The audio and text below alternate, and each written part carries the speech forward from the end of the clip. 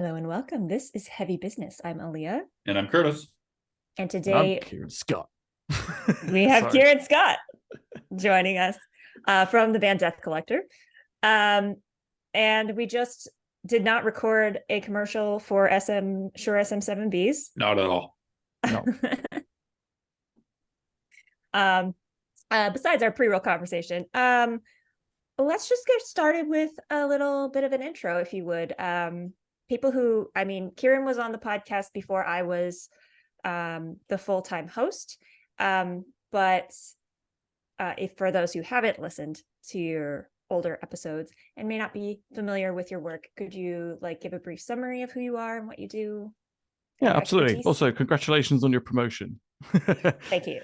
But yeah, so I'm Kieran Scott, which is I'm a vocalist, more of the extreme metal variety. I'm in bands known as Ash and Crown, Grimorte, and Deathcollector, more new. And I focus around DIY, working on your own products, as it were. I don't like framing it that way. Nobody does, but yeah, I know. And getting the most out of what you have with what you have on a budget or and a more reasonable grassroots sort of venture. You're perfect. That'll do. That was very succinct. Yeah. You mentioned doing things DIY, and I know that Deathcollector is on Prosthetic Records. So yeah, yes. Could you share a little bit about how that came about and how you got signed to Prosthetic and what your experience has been there? So this has been quite a fun story, really. So we released our EP completely DIY with a little bit of help from my friend Dan Carter of DC Sound Attack. Shout out. And so we get that out and we was like, look, let's see how the EP goes. We'll test the waters, because whenever a new band and you put a new material out, it's always good to test how the reaction is, because if people aren't really reacting very well to it, you could probably go back to the drawing board and then tweak as you go along. The EP did really well. And also partly in thanks to the way that we promoted it as well, which was with DIY, straight to the point, underground death metal. Like, it was ticking all the boxes for our market, which was men in their 50s with the receding hairline. You know, we understand who we're making music for, you guys. But so while that was all pommeling its way out, it started to spread into various little circles on social media. So I would then be posting on Instagram, Facebook, Twitter, TikTok, you name it. I'm posting about the album constantly. And one of the best things you can do, and it sounds a little bit kind of an obvious thing to say, but put a post out when you release an album or an EP going, is there any labels that might be interested? Let us know, or tag some in the comments, because you never know who's going to be on the computer at that time. Like, there's a lot of labels like Metal Blade with Brian. He's always on the social media. He's always looking, so never underestimate that. But it worked in this circumstance for us. So we put that post out, and one of our friends, you may know, so it's Faith, Death Metal Mum. She tagged Prosthetic Records in it, and because Faye's done a lot of work for them and PR work and things and reviewing, etc. They were like, oh, okay. And we just happened to get the right moment when they happened to be online, and I happened to post, and Faye happened to see it and happened to tag it. And then they happened to like our music. So it was just lots of very lucky happenstance. Excellent. So there wasn't like, oh, I hit them up and being like, yeah, check my band out, sign me. I wrote the perfect pitch email with the perfect EPK. Complete luck, absolute luck. Like the person at the time that was around acquisitioning bands, etc., and trying to find new bands in the UK, etc., to sign. We just happened to post at that exact time. So when I say, make sure you post every day and put things that are relevant to your band, this is why. Even if you got nothing to post, think of something to post, But yeah, so that kind of came about. So we feel like we treat Faye very well, because we feel a bit like we owe her one, because if she didn't do that, they probably would never have checked us out. So yeah, thank you, Faye. But yeah, so And I want obviously to. we negotiation with them as well. So obviously I spoke to them, and then I thought it was a prank. I mean, why wouldn't I? I mean, brand new band just released an EP. I was like, okay, come on, really? And then turned out to be legitimate, and here we are now. So Crazy. one thing I wanted to ask about this. So Yeah. we don't want to say it was a fluke because obviously you had the No. material to back it up, No, right? I mean, Of course, yeah. opportunity is when Yeah, preparation the meets, opportunity, or success is when opportunity meets preparation. Yeah. Is that the phrase? Yeah. Something like I that. do want to point that out. You did have the quality material, so that Of course. that was Yeah. that was a big point in it. So just for anybody listening, that you also got to have the good music. But I did want to point. I did want to ask you. So okay, so you self-released earlier. What advantages did you actually find from signing with the label? Because Prosthetic's not major, but they've had some major bands, and they've had some major experience, like some major bands break out. So what's the difference, in your opinion, from self-releasing versus signing with a label like that? Yeah. So since I've self-released 3 like records now, my experience to transition to a label has been, I guess, more new to me, because I've never been with a label. I've never been in a band that's been signed to a major record label, so there was a few things that I had to adapt to. So one of the main things is being out of control. It's one of the hardest things that you can do when you are putting all of your work and effort and into something, and then you then have to rely on others. It's something that I don't mind doing, but like if there's any tribulation in between that period, then it's hard not to get frustrated, because you're just like, oh, do it. Oh, I can fix it. I can do it. So like, there's a lot of advantages with labels. Like you can get financing up front to record albums and things like that. Obviously, that's negotiated between you. But apart from that, with Prosthetic specifically, they've been quite hands off, which has been very interesting, and I didn't expect that. Apart from producing CDs and vinyls, they actually haven't had any hand in anything else. So, they've transferred. Wait. Back up. Nothing else other than financing the production? Nothing. Yeah. So basically, all they've done is financed the album. So they're like, here's some money, record the album, here's a date, give it to us by then, kind of, sort of deal. So we had the artwork and everything all prepared, and then they then received it, and then they've then put it to their networks and released it officially under their label. The main thing is like they did a bit of PR, like an in-house PR, but that, unfortunately, that's mostly in the States. So like they do a little bit there, but they are not a in-house PR label. So what they do is they outsource their PR to third-party companies. We've done it for them. So yes. Yeah, which is fair enough, because that everyone wins in that situation, and it helps build a lot of different relationships. So with us, they offered us a PR package with Hold Tight PR. You might know Hold Tight. You've probably had some runnings with them before. So I never heard of them until this point. It's because I'm not clued in. I'm so stuck in my own world. I didn't even know they existed. Legendary people. I just want to give them a plug. I like them. Yes. Yeah. So they are dealing with they have dealt with our album release, and they got us a lot of really interesting things that I never saw coming. Like we got Band of the Day on Bandcamp.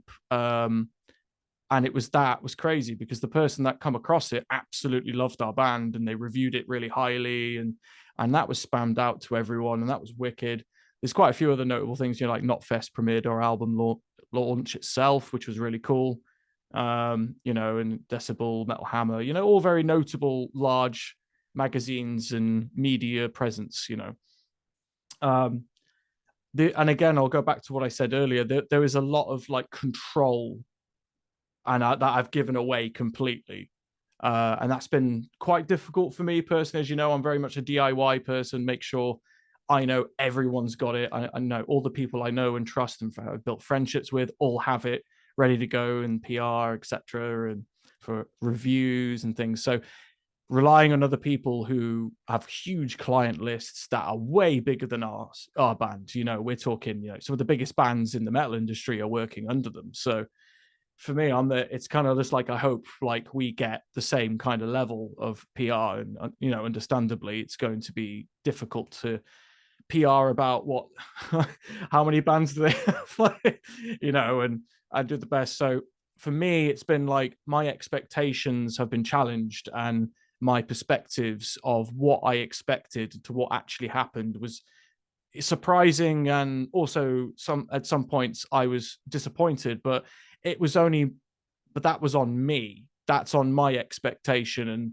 I think it's one of those learned experiences, because when you hear like big PR, you're thinking, wow, we're going to be on the front cover.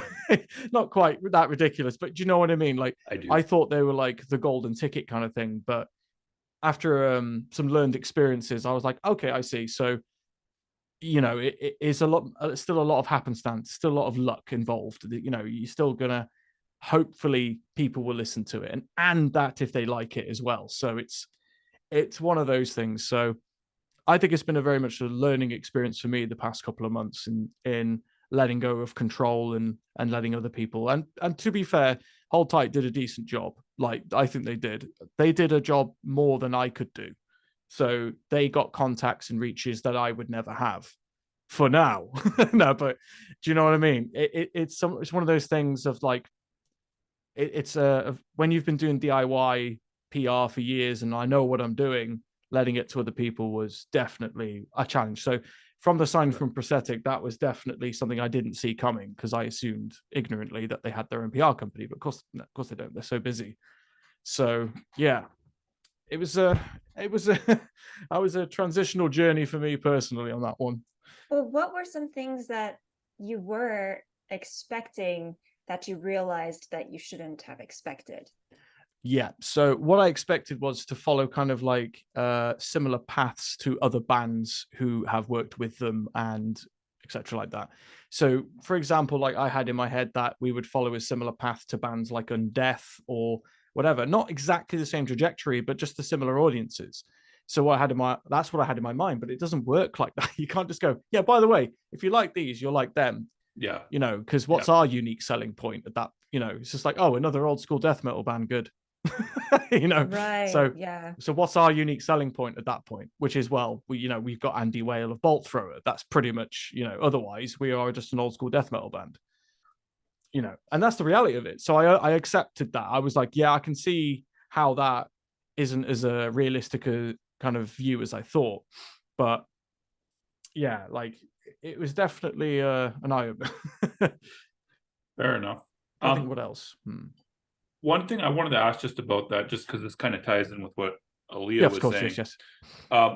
What were you not expecting that did happen that you were happy with?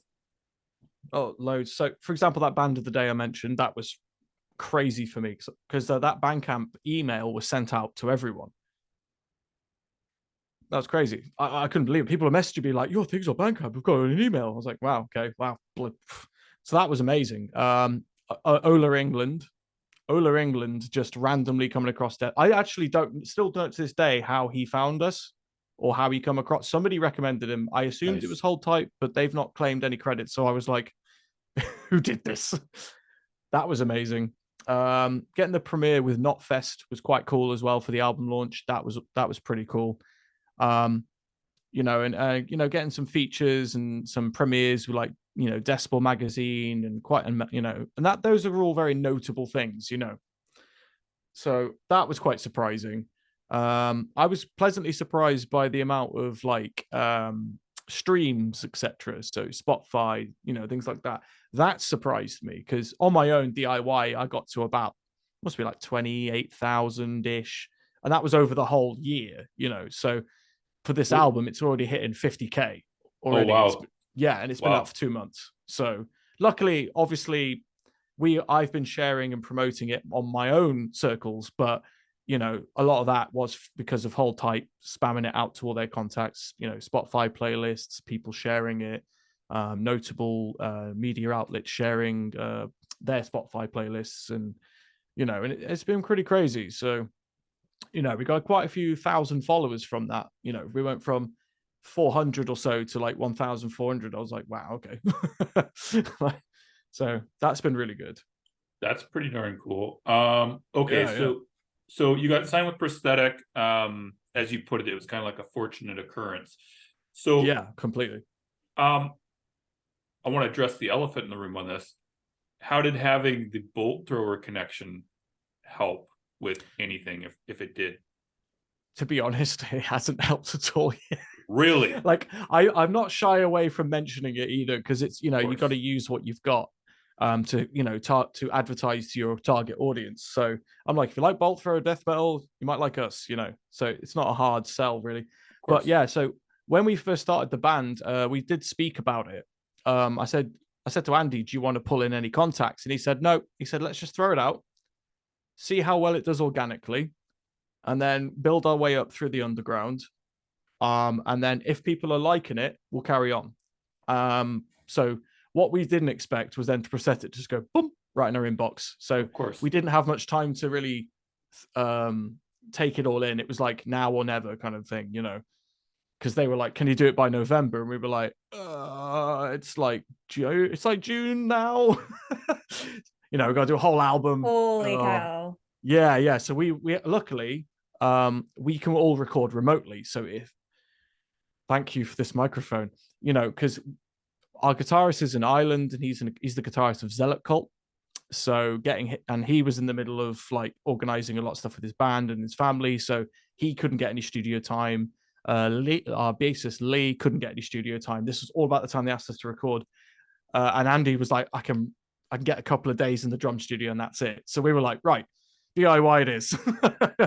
So we recorded mostly the whole album, like either at a friend's house or ourselves. So so when people like say like the album sounds very raw, it sounds like you recorded it in a room together, and it's because, well, we didn't try too hard to make it this incredibly pristine, like locked in, tight as anything death metal masterpiece. We wanted it to be what we are, which is a raw, dirty, groovy, heavy, like just death metal band that doesn't care about click tracks and like we want it to be as real as we could make it, because we felt that, well, I felt as well, that when people come to see us live, they get the same experience they do when they hear us on our album. Because couldn't tell you how many times I've listened to a band and I'm like, wow, this is so good, and I've gone to see them and I've gone, it's like, it's not very good. And like, it doesn't sound as good because it's a lot of studio engineering going on. But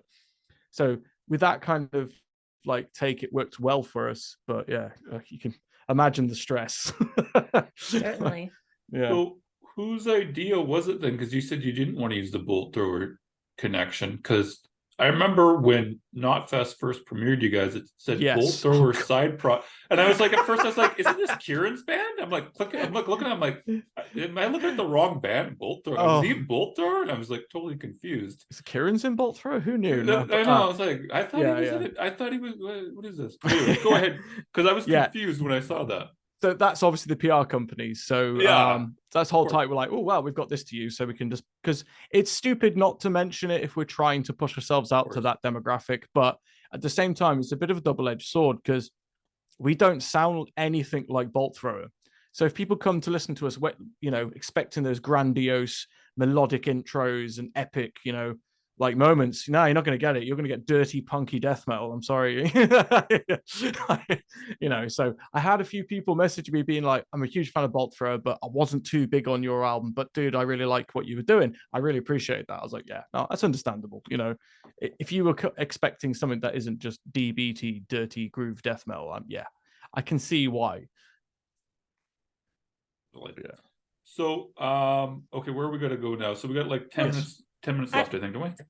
Oh, go ahead. Oh yeah. Yeah, we are a little tight on time, but okay. I kind of wanted to ask, what were the things that you did on the DIY side still that you feel offered the most return on your effort? Substantial return, yeah. Okay, so in my opinion, it's old school as anything as you can go. Just message people that you got to know them. Don't message strangers. Don't message strangers. You're listening? Damn it. You're in a band. Do not message strangers. I used to do that, and yeah, don't do it. So message people who you've not spoken to in a while, who, you know, have reached out to your music before at any point, and just give them a subtle nudge. Be like, oh, by the way, that album we spoke about, it's released. Do you want to give it a listen? Sort of thing. You know, I did this recently. So was it one of the members from Undeath dropped us a message being like, dude, loving the album, or sorry, loving the single. You know, let me know when the album comes out. And I forgot to message him, and then I eventually messaged him, and then he checked it out, and then he shared it. So like, you know, that's how it goes. So it's, you know, get in contact with people that have been following your musical journey, really important. And that really worked out for me. I messaged a lot of good friends I've made in the past. And I was like, here's my new musical adventure. This is what I'm up to these days, blah, blah, blah. And because I keep in contact with them on, say, Facebook, Twitter, etc., and I'm following what they're doing, or I listen to their music and that, you know, so it's not like unwelcoming that I'm in their inbox. You know, they're not like, oh God, is this guy again? It's more just like, oh, how you doing? You know, it's been a while, you know, kind of thing. So that worked out really well. I messaged quite a few people who said to me at one point in time, you know, and they're in quite big bands or things, that let me know how it goes. So I did. But remembering all those people, that's a different thing. That was really good. Obviously spamming it generally on the internet, it's always a good old, you know, so Bandcamp Fridays, I'm there, bang, boom, boom, boom, blurb, damn, boom, on every single post I find. And then just like going on Twitter, and as I always do, as you know, I'm always on there talking to people, sharing music, you know, recommending bands that I've come across that I think were excellent. You know, shout out to Coffin Mulch. That new record is incredible. You know, and that really creates some substantial gain. It surprised me, because normally you just share things, people go, yeah, okay, sure. But because obviously with Prosthetic and Hold Tight spamming it around, it was in the air generally, so people may have come across it already but never clicked. So that familiarity worked out really well. So that is one pro. Oh, okay. So just to clarify on that, so 2 points I want to ask, because a lot of bands make mistakes doing what you just did. So let's just take this up just for a brief second here. Number one, it was people you personally know, or that followed the band page as well? Personally, no. You've got personally knowing them is everything. Okay. If you've never spoke to them before and you've liked a status, don't message them. Like, just don't. I get it. I mean, I'm different to a lot of people. If people send me stuff, if I don't know them, I will listen to it if I'm in a moment. Yeah, like, because I like discovering music, but not everyone's me. Not everyone's got the time. Not everyone's everyone's busy. You know, they probably got like a kid in their arm, and they're just like, "What? No, I can't listen to that. I'm busy." You know, so that's very important though. Message people you know. So, and there's nothing wrong with asking, "Oh, can you just help us out, give us a share, just try and get ourselves out there." Nothing wrong with that. Like, they're not. If they say no, they just say no.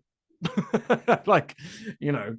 But again, really got to pin that point down. You've got to know them personally. You have to have a relationship with them. Like, otherwise you'll end up pissing them off. Because I've been there. When I was younger, I didn't know any better. I was just like, check my band out. And they were like, no. and now I'm like, no, that's fair. That makes sense. I don't blame them. You know. What was the second point? Sorry. I think you kind of answered that, because you said, because I said, do you personally have to know them, and is it people that follow the band? So now, just another thing here, to clarify, there's a personal message involved. It's not just the spamming of the YouTube link, which I fucking hate. Absolutely. Okay. So when you messaging people, there's just common courtesy stuff. Like, no, it doesn't even have to be like, you know, oh, greetings, sire, I come from you from, you know, no, just say, hey man, how you doing, blah, blah, blah. And also show a bit of connection that you actually know who they are. Ask them how their band is doing. Name it. Name the band. Maybe actually listen to their music first. They may not even like your band. Do you know what I mean? Like, don't go spamming your band to some guy that you've spoken to a couple of times and you're getting on, but they're in like a power metal band and they're not into death metal. You know, like, yep. They might be like, yeah, not my thing, but thanks for sharing. You know, like that's always the worst when that happens. Yeah. I mean, I recently had a new metal band shared with me, and I actually don't mind new metal. I'm one of those weird ones that doesn't hate it. And I thought it was really good. And it turns out they were playing Bloodstock, and so now I'm going to go see them. So sometimes it works out. That's awesome. Okay, Aaliyah, how much time do we got right now? I don't know. Another session. Well, let's say 5. Say 5. Just Let's to be on say the 5 minutes. Yeah, to be on Okay. the safe side. So Kieran, one other thing I just want to ask is, so what other types of promotional actions that might be out of the box did you do other than just the DMs, which I don't think is out of the box, but most people are too shy to try this. So Okay. He has something. what is that? That's a business card Cue with a card on the QR back. code. So Oh, wait, hold on. wait. You hand those So- out at shows or what? Yep. People actually take those? I'm not being a Yep. dick. I actually No, don't no, know. right. So think about it, right? You're out on a show. Yeah. You're not going to be one sitting on your phone. Oh, check out my band. Just give us a like on Facebook. They'll like you. They'll forget about you. They're not going to remember because they're busy. They're enjoying themselves. Just go, here you go. Check it out. They'll shove it in their wallet, in their pocket. They might see it later. Oh, nice one. And if they see it later, they'll go, oh, shit, is that band? And then they'll just scan it on their phone. I took all the effort away from them. All they got to do is scan it. That's all they got to do. So I've already put the genre on the front. So it's old school death metal. Yeah, And just I did put the in same Death thing on Toll. ours. Look, Well, There you go. yeah, I did exactly the same thing. So I have questions here because no one's ever handed me a business card at a show when I go to like 4 or 5 a month. So I have questions that Yes. I just need to know. So you're at a bar, you're at the show, Yep. and you're just randomly walking up to people and you're just handing them the card. Like, as there's like, well, how does this work? Like, Can you I'm imagine curious. just going, hey, take my card? Well, that's They're what like, I'm asking. Like, if and they're looking I'm at it sitting- going, Deathcollector. yeah, I've paid the debt. I've paid it. Yeah. Like I'm sitting at a show. You just walk Yeah. up to you're just walking up to me and handing me a card. Hey, I'm Kieran. No, of course not. What So are you doing? basically, you know those moments where you're in a conversation, you're talking about music, and right, and then they go, and if they are death metal inclined, or they say they're like old school death metal, just be like, oh yeah, it's my band by the way. Check it out if you feel like it. There's no pressure. You're not there going like it. Go on your phone, like it now. Well, I thought you were just going around the bar handing them out. That's why I'm asking. I'm like, oh this Lord, sounds can you odd. imagine that? Well, Well, that's why I'm but here- asking. So we're in a symphonic metal band. I am. I don't know why I said we. I'm My not. band is a symphonic metal band. So we went Oh. to a Nightwish show and we were literally like posting out aside after the show, Good. trying to hand out business cards, but we're all introverts. So it was like very difficult for us. Nice. take it. But it did work out for the people that we met while we were waiting in line. If So- you are, if you're hitting your target audience, you got nothing to worry about. So if I, for example, like I'm going to some death metal shows, if it's that similar kind of thing, I'll be like, anyone who's wearing, like, for example, for me, how I would pitch. So saw somebody wearing a Bolt Thrower patch. I'm going to go, oh, you might like my band. I've got the original drummer of Bolt Thrower. And he'll go like, what? And then he'll check it out, sort of thing. Maybe. Fair. Or he'll go, sure, mate. Yeah, okay. What are you smoking?